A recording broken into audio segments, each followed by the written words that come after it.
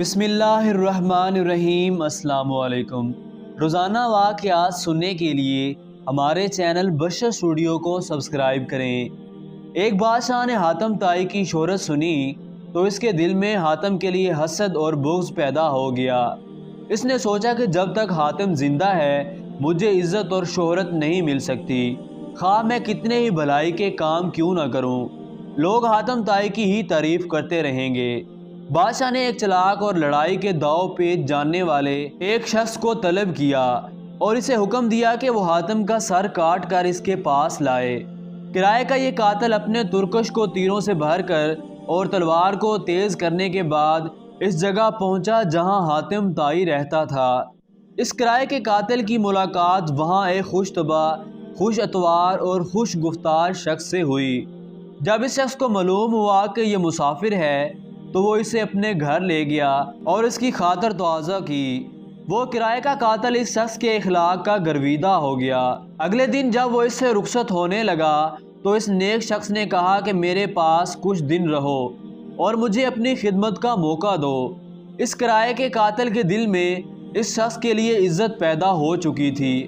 اس نے شکریہ کے ساتھ کہا کہ میں کچھ دن مزید رکتا، مگر مجھے ایک ایسا ضروری کام کرنا ہے جس کے لیے میں یہاں نہیں رک سکتا۔ اس نیک شخص نے پوچھا کہ اگر تم مجھے بتانا گوارا کرو کہ تم کون سا ضروری کام کرنا چاہتے ہو تو ہو سکتا ہے کہ میں تمہاری کچھ مدد کر سکوں۔ اس کرائے کے قاتل نے نہایت رازداری سے کہا کہ مجھے میرے بادشاہ نے حاتم طائی کا سر لانے بھیجا ہے۔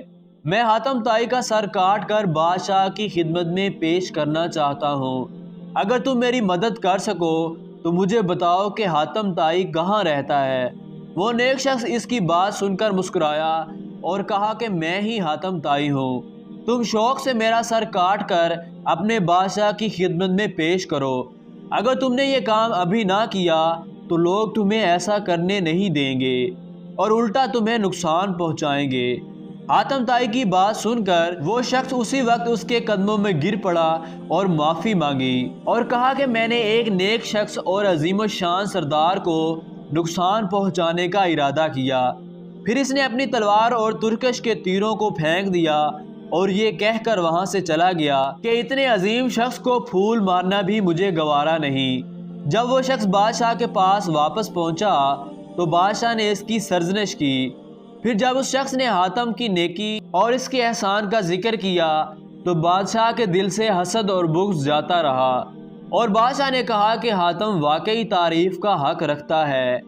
روزانہ ایسے ہی واقعات سننے کے لیے ہمارے چینل بشر اسٹوڈیو کو سبسکرائب کریں۔